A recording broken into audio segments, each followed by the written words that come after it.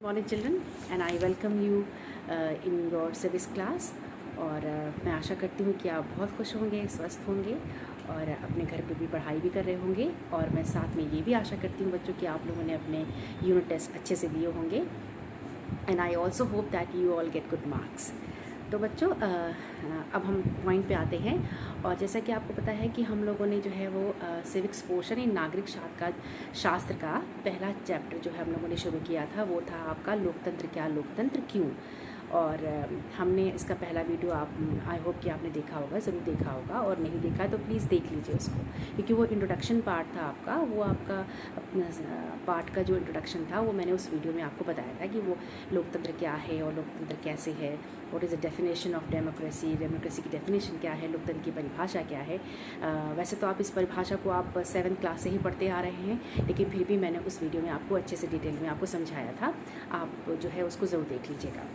सो बच्चों, let's start the day. First let's start the day with the gods name. हम जो है God के नेम से हम दिन की शुरुआत करते हैं और प्रेयर से शुरुआत करते हैं। आप अपने मन में एक दूसरे के लिए जो है वो प्रेयर कीजिए, पूरी दुनिया के लिए प्रेयर कीजिए कि हमें जल्दी से जो है वो भगवान ईश्वर अल्लाह हमें इस क्रिटिकल पोजीशन से जल्दी से निकाले और जो है हम फिर से वही अपनी ज़िंदगी में लौट जाएं जैसे हम रहते थे। सो एक दूसरे की सेहत के लिए, एक दूसरे की बेहतरी के लिए हम प्रेयर करते हैं गॉड से, और गॉड को थैंक्स भी कहते हैं कि इतनी क्रिटिकल सिचुएशन में जो है, इतनी प्रॉब्लम में भी जो है उसने हमें सेफ़ रखा और आगे भी सेफ़ रखे, इसकी हम दुआ करते हैं। सो दुआ में बहुत असर होता है बच्चों, इसलिए pray for yourself and your family and for each other also and for the whole world. Let's pray to the God. तो गॉड से प्रेयर करने के बाद जो है हम अपने दिन की शुरुआत करते हैं बहुत खूबसूरत सी सोच के साथ और एक ब्यूटीफुल स्माइल के साथ अपने फेस पर, और हम दिन की शुरुआत करते हैं। ओके चिल्ड्रन, क्योंकि वो कहते हैं ना कि और कभी भी आप जो है वो निराश मत होइएगा, क्योंकि सब दिन एक जैसा तो होता नहीं है, वक्त हमेशा बदलता रहता है। सो टाइम चेंजेस। और कहते हैं ना वो कि हम जैसे हम कहते हैं कि अभी ज़िंदगी में बहुत सारे काम बाकी हैं, अभी ज़िंदगी के बहुत से इम्तहान बाकी हैं, अभी तो नापी है मुट्ठी भर ज़मीन हमने, अभी तो पूरा आसमान बाकी है। तो ये सारा जो आसमान है ना बच्चों, उस आसमान को पाने के लिए अपने आत्मबल को एंड अपने डिटर्मिनेशन को जो है वो मजबूत बनाइए और ज़िंदगी को जिए और आगे बढ़ते जाइए। So let's start the day now. After that let's come to the point. तो हम जो हैं सबसे पहले हम पढ़ेंगे बच्चों, जैसे पिछले लेक्चर में हमने जो है लोकतंत्र की परिभाषा और उसकी सरल परिभाषा वो क्या था, कैसे था, हमने उसे डिस्कस किया और डिस्कशन किया, उसको उस पर चर्चा की, हमने पढ़ा। अब बच्चों जो है वो आपका जो नेक्स्ट टॉपिक है वो हम पढ़ेंगे कि लोकतंत्र के प्रकार कितने होते हैं। हाँ, लोकतंत्र के जो प्रमुख केंद्र हैं यानी उसके प्रकार कितने होते हैं, हम उसके बारे में अब पढ़ेंगे। सो लेट्स स्टार्ट द टॉपिक। अब लोकतंत्र के जो हमने पढ़ा लोकतंत्र क्या होता है, अब्राहम लिंकन की डेफिनेशन, उनकी परिभाषा का अगर जाने तो उसका मतलब ये है कि लोकतंत्र जनता का, जनता द्वारा और जनता के लिए शासन है, यानी जनता का, जनता द्वारा और जनता के लिए शासन, ये लोकतंत्र की सटीक परिभाषा है जो अब्राहम लिंकन ने दी है। और ये लोकतंत्र प्रणाली जो है वो एक आज के वर्तमान युग में अगर हम बात करें, आज के वर्तमान युग में तो बहुत सारे जो देश ऐसे हैं बच्चों जहाँ पर ये लोकतंत्र प्रणाली जो है आज स्थापित हो चुकी है और आगे भी हो रही है। बहुत सारे देश इस प्रणाली को अपना रहे हैं। तो ये एक कह सकते हैं ना कि ये बहुत ही प्रचलित प्रणाली आजकल के वर्तमान युग में ये बन चुकी है। तो बच्चों लोकतंत्र की परिभाषा जैसे कि अभी हमने आपको बताया, आपके स्क्रीन पर भी परिभाषा लिखी हुई है, आप इसको ध्यान से पढ़िए। और वैसे भी आप लोकतंत्र की परिभाषा को, आप परिभाषा से भली भांति परिचित होंगे क्योंकि आपने पिछले क्लास में भी पढ़ा होगा। तो फिर भी एक बार हम उस परिभाषा को जान लेते हैं कि लोकतंत्र क्या है। लोकतंत्र उन लोगों द्वारा सरकार है जिसमें सर्वोच्च शक्ति लोगों में निहित होती है, या कह सकते हैं कि जिसमें सर्वोच्च शक्ति जनता में निहित होती है और एक स्वतंत्र चुनाव प्रणाली के तहत उनके द्वारा या उनके निर्वाचित एजेंटों या प्रतिनिधियों द्वारा सीधे प्रयोग की जाती है। अब्राहम लिंकन के वाक्यांश में अगर हम कहें तो अब्राहम लिंकन ने बहुत ही सरल भाषा में, बहुत ही सरल शब्दों में इसकी परिभाषा को व्यक्त किया है। उनका कहना अकॉर्डिंग टू अब्राहम लिंकन, यानी अब्राहम लिंकन के वाक्यांश के अनुसार, लोकतंत्र लोगों की, लोगों द्वारा और लोगों के लिए सरकार है। अब बच्चों अगला टॉपिक आपका है कि लोकतंत्र कितने प्रकार की होती है, यानी समांतर लोकतंत्र शासन व्यवस्था 2 प्रकार की मानी जाती है। पहला आपका विशुद्ध या प्रत्यक्ष लोकतंत्र, पहला है रिपीट कि विशुद्ध या प्रत्यक्ष लोकतंत्र। दूसरा आपका है प्रतिनिधि सत्तात्मक या अप्रत्यक्ष लोकतंत्र। विशुद्ध या प्रत्यक्ष लोकतंत्र जिसे कहते हैं कि रियल या डायरेक्ट डेमोक्रेसी, और प्रतिनिधि सत्तात्मक में इंग्लिश में कहते हैं इसको रिप्रेजेंटेटिव और इनडायरेक्ट डेमोक्रेसी। नाउ चिल्ड्रन, सबसे पहले हम डिस्कस करते हैं, पढ़ते हैं प्रत्यक्ष लोकतंत्र के बारे में। तो प्रत्यक्ष लोकतंत्र शासन का वह रूप है बच्चों जिसमें जनता प्रत्यक्ष रूप से जो है वो शासन करती है। यह प्रत्यक्ष लोकतंत्र जिसे हम अन्यथा हम शुद्ध लोकतंत्र या सहभागी लोकतंत्र इसको कहा जाता है। तो ये एक ऐसी शासन का वह रूप है जिसमें सरकार के कानूनों और नीतियों से संबंधित निर्णय जो होते हैं वो सीधे लोगों द्वारा लिए जाते हैं, या हम कह सकते हैं कि जनता प्रत्यक्ष रूप से शासन करती है, प्रतिनिधियों द्वारा नहीं। और जनता स्वयं एक स्थान पर एकत्रित होकर शासन संबंधी नीति या योजनाओं या कानूनों का निर्माण करती है, और जनता वाद विवाद में भी भाग लेती है और सरकारी पदाधिकारियों को निर्वाचन द्वारा नियुक्त भी करती है। अब बच्चों ये जो प्रत्यक्ष लोकतंत्र की जो ये पद्धति है, जो ये सिस्टम है, ये प्राचीन काल में भारत, चीन, यूनान और रोम में प्रचलित थी। लेकिन अगर हम बात करें आधुनिक युग में तो प्रत्यक्ष लोकतंत्र संभव नहीं है, क्योंकि आज के राज्य जो हैं वो अधिक जनसंख्या वाले बहुत बड़े राज्य हैं। यानी हमारे जो, अगर हम अपने देश की ही बात कर लें बच्चों, तो हमारे देश में ही हमारे देश में ऐसे बहुत से राज्य हैं जो यूरोप के देशों से भी बड़े हैं। तो इसलिए यहाँ पे आधुनिक युग में प्रत्यक्ष लोकतंत्र संभव नहीं है। और साथ ही साथ मनुष्य की भौतिक आवश्यकताएं पहले से और ज़्यादा बढ़ गई हैं। साथ ही आर्थिक, राजनीतिक और नागरिक समस्याएं भी बहुत टफ हो गई, बहुत जटिल हो गई हैं। तो इसके साथ ही आधुनिक युग में अगर हम बात करें कि सरकार अगर हम करें तो यहाँ पर क्या है कि स्विट्ज़रलैंड, ऐसे बहुत से देश हैं जहाँ पे प्रत्यक्ष जो है लोकतंत्र है। जैसे कि अगर हम आधुनिक युग की बात करें तो आधुनिक युग में स्विट्ज़रलैंड के कुछ भागों में प्रत्यक्ष लोकतंत्र के उदाहरण मिलते हैं। अब स्विट्ज़रलैंड को आधुनिक युग में प्रत्यक्ष लोकतंत्र का देश कहा जाता है, और इसलिए और फिर सरकार के इस रूप में बच्चों जो ये प्रत्यक्ष लोकतंत्र है, इसमें हर कानून, नीति या बिल केवल तभी पारित किया जाता है जब देश के सभी नागरिकों द्वारा मतदान किया जाता है।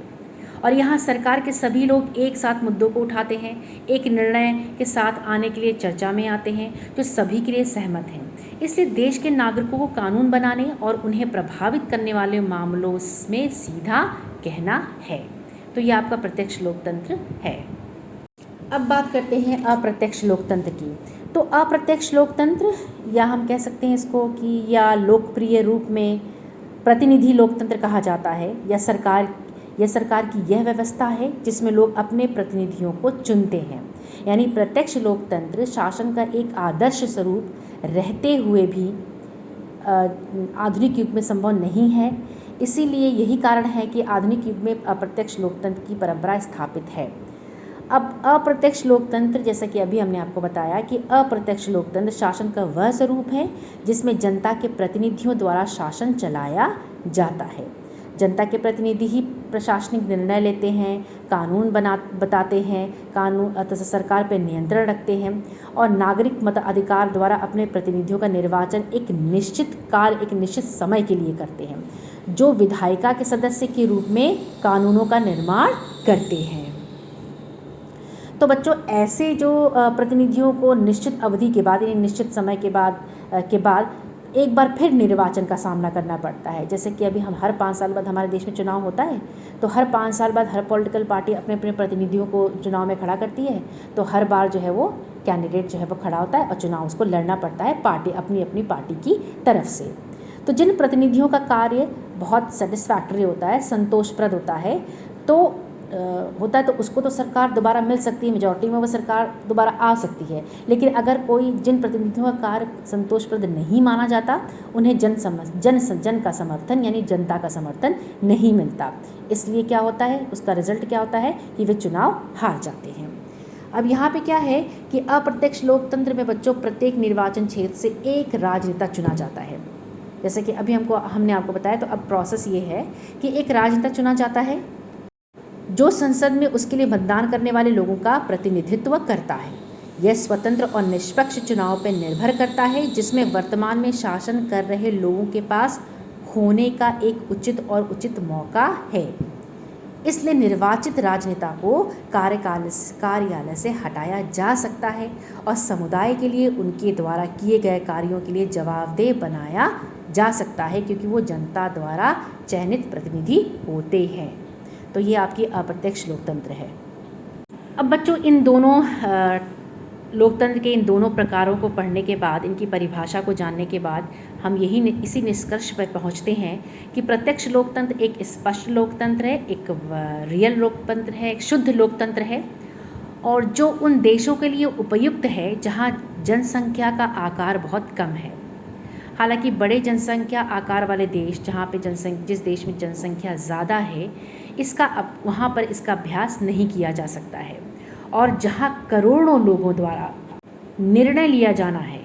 इस दोष के कारण बच्चों प्रतिनिधि या अप्रत्यक्ष लोकतंत्र अस्तित्व में आया, जो प्रत्यक्ष लोकतंत्र के नुकसान को कहीं ना कहीं कम करता है या ख़त्म करता है। नाउ बच्चों, अब आपका नेक्स्ट टॉपिक है लोकतंत्र की विशेषताएं। अब बच्चों, लोकतंत्र की विशेषताएं, जैसे कि हम कह सकते हैं कि लोकतंत्र की सरल भाषा जिसके आधार पर हम ये कह सकते हैं ना बच्चों, कि अभी भी हमने बताया कि लोकतंत्र शासन का वह रूप है जिसमें जनता शासकों का चुनाव करती है।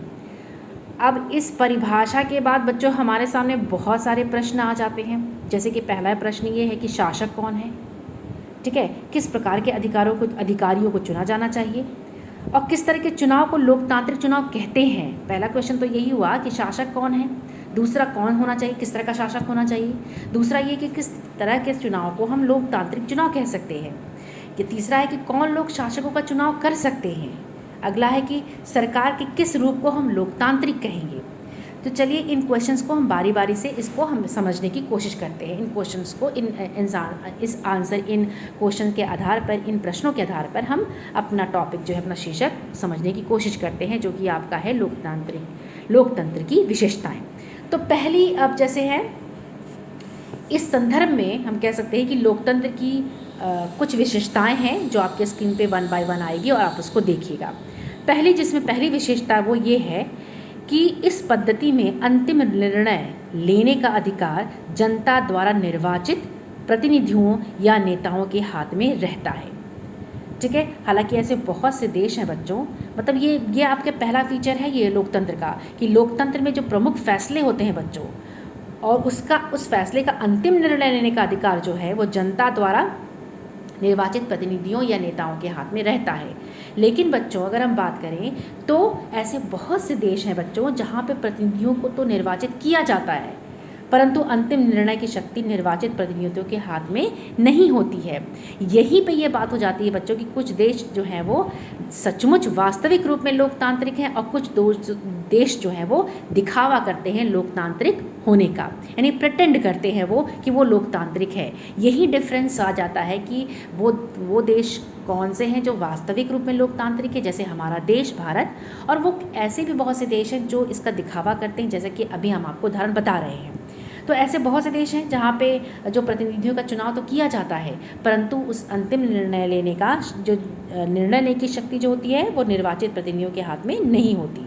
ऐसे ही देश को हम ऐसे देश स्वयं को लोकतांत्रिक होने का दावा तो करते हैं, परंतु उनके दावे में कोई दम नहीं होता है, खोखला दावा करते हैं। अब हम बात कर रहे हैं पाकिस्तान की। पाकिस्तान का उदाहरण ले लेते हैं कि पाकिस्तान में जनरल मुशर्रफ के शासन वाले पाकिस्तान की गणना ऐसे ही देशों में की जाती है।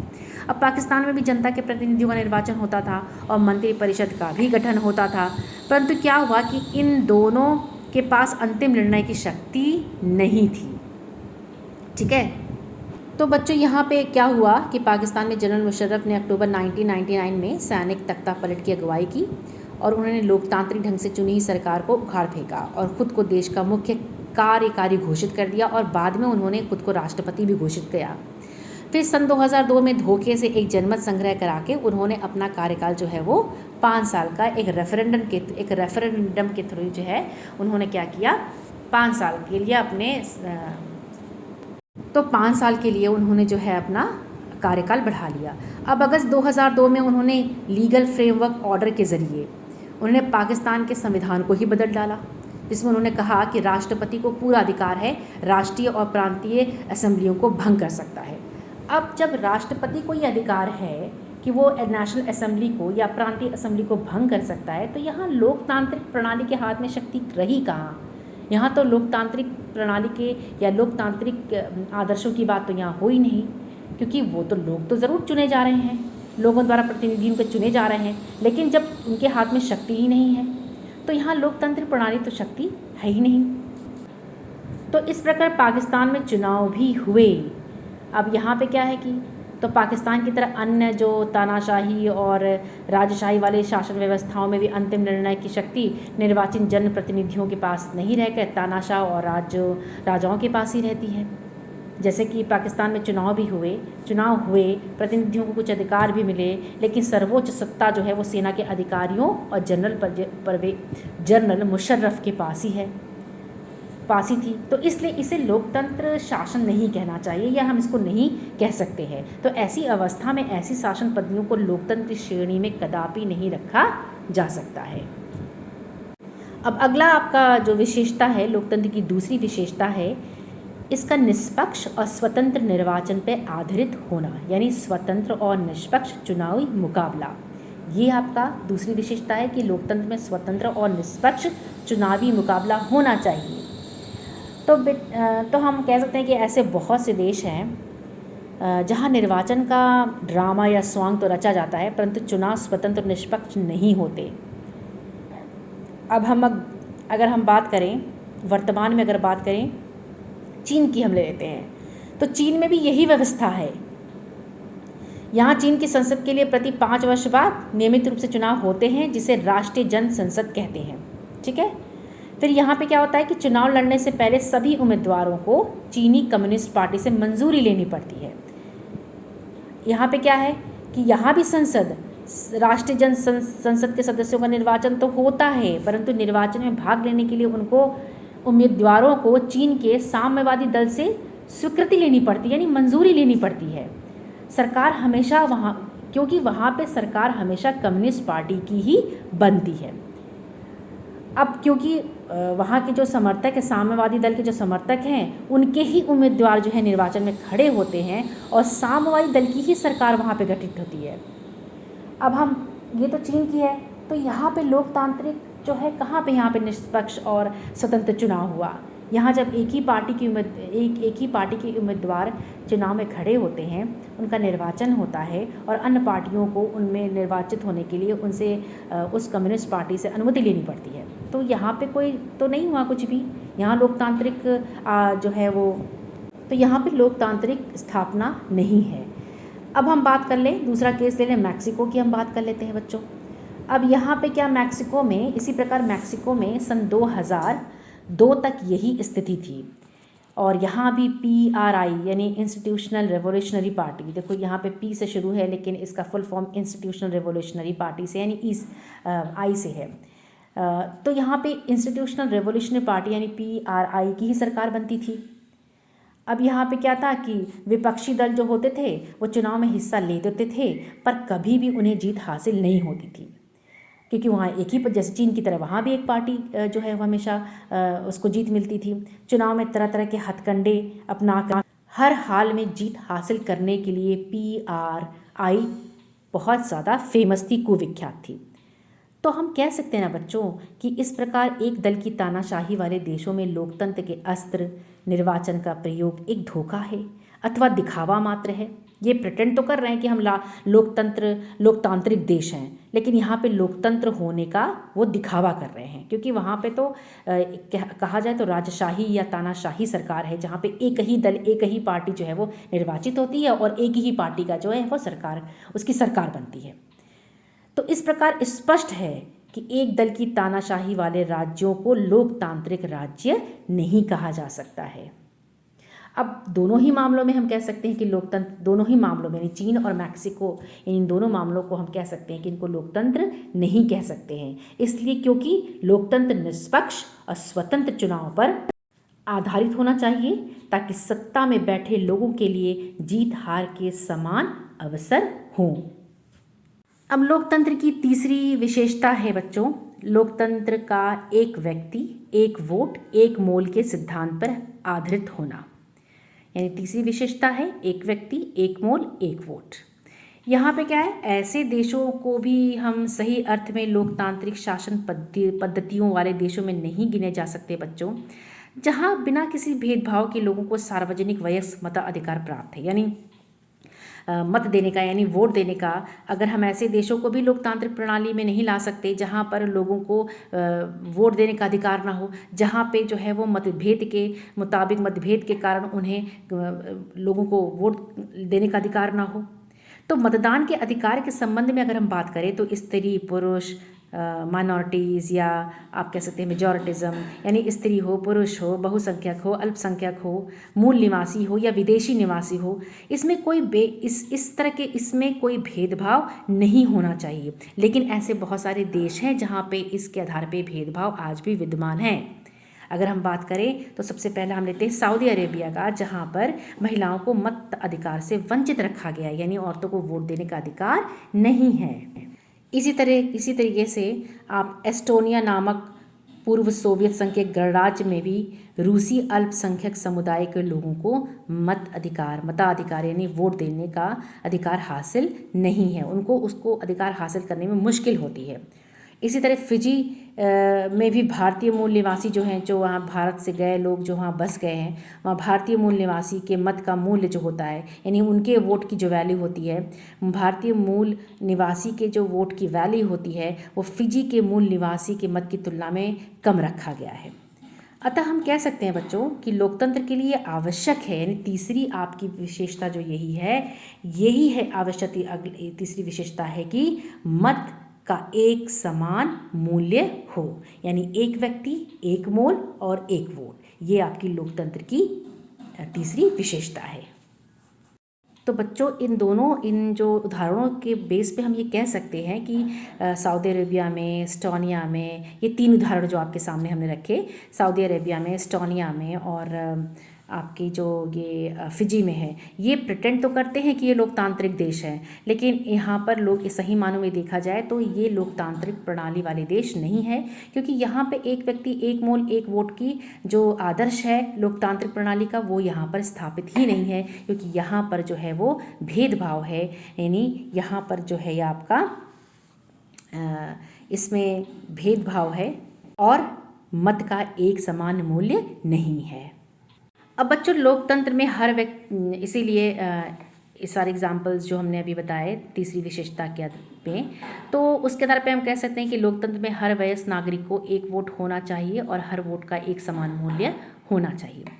लोकतंत्र की अंतिम लेकिन सबसे महत्वपूर्ण विशेषता यह है कि इसमें विधि के शासन और नागरिक अधिकारों को संरक्षण प्राप्त होता है, यानी कानून का राज और अधिकारों का आदर होता है यहाँ पर।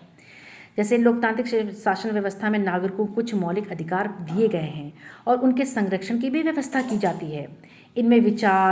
इसमें कौन कौन से जो आपके हैं, इसमें विचारों की अभिव्यक्ति की स्वतंत्रता है, संघ और संगठन बनाने की जो स्वतंत्रता है, राजनीतिक गतिविधियों में सहभागिता की स्वतंत्रता है, कानून की दृष्टि में सभी को समान का अधिकार होना चाहिए, अवसर की समानता अधिकार होना चाहिए। तो ये सारी जो फंडामेंटल जो आपकी मौलिक अधिकार फंडामेंटल राइट्स हैं वो हमारे लोकतंत्र का एक मजबूत खंभा है, पिलर है। ये सबसे महत्वपूर्ण विशेषता है कि हम इस शासन व्यवस्था में नागरिकों को कुछ मौलिक अधिकार दिए गए हैं और उन मौलिक अधिकारों की संरक्षण की भी जिम्मेदारी जो है लोकतांत्रिक व्यवस्था शासन व्यवस्था उस पर होती है। जैसे कि अभी हमने बताया कि कौन कौन से मौलिक अधिकार हैं, आपने पढ़े भी होंगे, 8th क्लास में आपने पढ़ा भी होगा।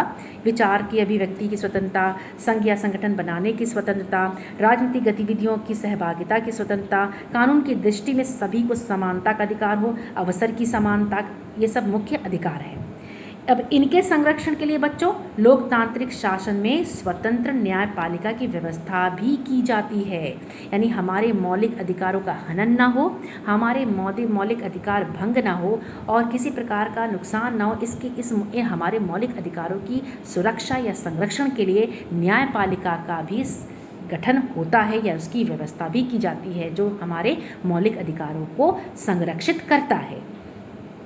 इनके संरक्षण के लिए अब जैसे सरकार को भी जो है वो संवैधानिक कानून के अनुसार ही आचरण या व्यवहार करना पड़ता है। निर्वाचित जो सरकार होती है, जो जनता द्वारा निर्वाचित सरकार होती है, वो भी मनमाने ढंग से कानून बनाने या अपने मन से कार्य करने का उनको भी अधिकार नहीं होता है। निर्वाचित सरकार अपने कामों के लिए, जो अपनी एक्टिविटीज़ के लिए जनता के प्रति वो उत्तरदायी होते हैं, जनता के प्रति जवाबदेह होते हैं, क्योंकि जनता ही उनको चुनकर जो है प्रणाली में या शासन व्यवस्था में लाती है। उसे अपने नागरिकों की रक्षा के लिए, सरकार को अपने नागरिकों की रक्षा के लिए, संवैधानिक अधिकारों की रक्षा के लिए हमेशा तैयार रहना पड़ता है। तो सबसे अधिक इस बात के लिए बहुत ही ज़्यादा अलर्ट होना पड़ता है। तो बच्चों अभी हम ये कह सकते हैं, हम इसको एग्जाम्पल के थ्रू हम समझें कि जैसे स्वतंत्रता के समय से जिम्बाब्वे पर, यहाँ पर जिम्बाब्वे का हम एक उदाहरण लेते हैं कि जैसे बहुत सारे ऐसे देश हैं जहाँ लोकतंत्र के नाम पे मतदान में गलत हथकंडों का प्रयोग करके शासक अपने दल की जीत लेते हैं, शासक अपने दल की जीत को सुनिश्चित कर लेते हैं। इसे किसी लोकतांत्रिक राज्य के उदाहरण में से स्पष्ट किया जा सकता है। जैसे जिम्बाब्वे का उदाहरण ही हम लोग लेकर चलते हैं। इसके उदाहरण पे पढ़ते हैं कि सन 1980 में अल्पसंख्यक गोरों के शासन से जिम्बाब्वे को मुक्ति मिली और जिम्बाब्वे लोकतांत्रिक राज्य बना।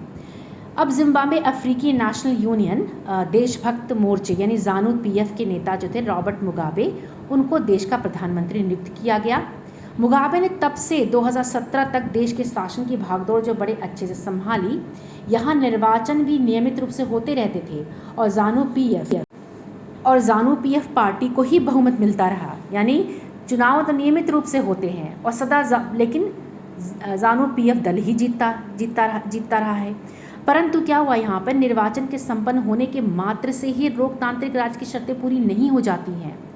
अब जिम्बाब्वे में जो हो रहा था वो लोकतांत्रिक व्यवस्था के लिए सही नहीं था, क्योंकि यहाँ पे रॉबर्ट मुगाबे अपने दल को जिताने के लिए गलत हथकंडे अपना रहा था और अनफेयर मीन्स यूज़ कर रहा था। गलत जो है वो क्योंकि मुगाबे की लोकप्रियता में कमी तो नहीं थी, फिर भी वो निर्वाचन के गलत तरीके अपनाए जा रहे थे वहाँ पर। तो सरकार के विरोधियों, वहाँ पे क्या होता था कि विपक्षी दलों के कार्यकर्ताओं को परेशान किया जाता था, उनकी सभाओं में गड़बड़ कराई जाती थी। ये सारे गलत हथकंडे थे चुनाव जीतने के। और गलत हथकंडों में क्या था, सरकार विरोधी प्रदर्शन और आंदोलनों को गैर कानूनी घोषित कर दिया जा रहा था। टेलीविज़न और रेडियो पर सरकारी नियंत्रण है और उन पर सिर्फ जो शासक दल है उसी के विचार ही प्रसारित किए जाते थे। अखबार स्वतंत्र है पर सरकार की आलोचना करने वाले पत्रकारों को परेशान किया जाता था। तो बच्चों इससे स्पष्ट है कि लोकतांत्रिक सरकार का लोकप्रिय नेता भी तानाशाह हो सकता है। अब यहाँ पे जिम्बाब्वे जो है एक दिखावा कर रहा है कि वो लोकतांत्रिक प्रणाली वाला देश है, लेकिन जहाँ पे ज़ानू पीएफ जैसे पार्टियाँ हो रही हैं, उनका जो वहाँ पे निर्वाचित सरकार है वो गलत हथकंडे अपना के हर साल चुनाव जीतती है, तो वहाँ पे लोगों के अधिकारों का रिस्पेक्ट तो हो ही नहीं रहा है, यानी लोगों के अधिकारों का सम्मान तो हो ही नहीं रहा है, उनके कानून का राज और अधिकारों का आदर नहीं हो रहा है। तो हम इस बेस में हम कह सकते हैं कि जिम्बाब्वे में लोकतांत्रिक प्रणाली नहीं है और लोकतांत्रिक प्रणाली की ये सबसे महत्वपूर्ण विशेषता है। तो बच्चों जैसा कि अभी हमने आपको बताया कि वहाँ पे गलत हथकंडे अपना रहे थे, तो हम नहीं कह सकते कि वहाँ लोकतांत्रिक प्रणाली है। और गलत हथकंडों में उन्होंने ये भी किया था कि सरकार ने कुछ ऐसे अदालती फैसलों की परवाह भी नहीं की और जो उनके खिलाफ जाते थे उसने जजों पे दबाव भी डालना शुरू कर दिया गया था रॉबर्ट मुगाबे ने।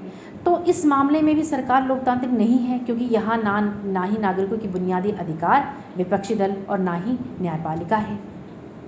बच्चों अभी हमने आपको पढ़ाया ना कि प्रत्यक्ष लोकतंत्र क्या है, अप्रत्यक्ष लोकतंत्र क्या है। मैंने फिर वो आपका जो है ये इसमें दोनों लोकतंत्र में अंतर क्या है, मैं आपको एक चार्ट के थ्रू जो है आपको समझा देती हूँ कि इन दोनों के बीच में अंतर क्या है। अभी आपने लोकतंत्र की जो है विशेषताओं के बारे में पढ़ा, अब हम जो है ज़रा सा थोड़ा सा हम ये जान लेते हैं कि प्रत्यक्ष लोकतंत्र और अप्रत्यक्ष लोकतंत्र में डिफरेंस क्या है। अब देखो अर्थ के माने में हम कहें तो जैसा कि हमने अभी डेफिनेशन पढ़ी है कि प्रत्यक्ष लोकतंत्र सरकार के एक ऐसे स्वरूप को प्रदर्शित या संदर्भित करता है जिसमें नागरिकों को सरकार के प्रशासन में अधिकार होता है। और अप्रत्यक्ष का मतलब होता है कि इस लोकतंत्र से तात्पर्य है कि एक ऐसे लोकतंत्र से है जिसमें लोग अपने प्रतिनिधि को संसद में उनका प्रतिनिधित्व करने के लिए वोट देते हैं। अब नीतियों की बात करें तो प्रत्यक्ष लोकतंत्र में सरकार की नीतियां लोगों द्वारा स्वयं तय की जाती हैं और अप्रत्यक्ष में क्या होता है कि लोग सरकार की नीतियों पर निर्णय लेने के अपने प्रतिनिधियों का चुनाव करते हैं। यानी अप्रत्यक्ष में प्रतिनिधि जो है नीतियां कानून बनाती हैं। अब विधानमंडल की बात करें, प्रत्यक्ष लोकतंत्र में संपूर्ण समुदाय विधायिका बनाते हैं और अप्रत्यक्ष लोकतंत्र में बच्चों विजेता पार्टी के प्रतिनिधि सरकार बनाते हैं और विधायिका का हिस्सा होते हैं। लास्ट में अगर बात करें उपयुक्तता की तो प्रत्यक्ष लोकतंत्र जिन देशों की जनसंख्या का आकार छोटा है वहाँ पर प्रत्यक्ष लोकतंत्र है, जैसे कि स्विट्जरलैंड के कुछ हिस्से। और अप्रत्यक्ष लोकतंत्र जिन देशों की जनसंख्या का आकार बड़ा है, जैसा कि हमारा भारतवर्ष। तो बच्चों ये रहा आपका टॉपिक। आज हम यहीं समाप्त करते हैं और अगले लेक्चर में है बच्चों इसी पार्ट को हम कंटिन्यू करेंगे। So please watch the video आप ज़रूर देखिएगा। स्क्रीन पे आ रहे हैं जो आपके नोट्स हैं उसको ज़रूर अच्छे से देखिएगा, सुनिएगा और जो है आप उसको अच्छे से पढ़िएगा। So take care of yourself, your family. Good bye.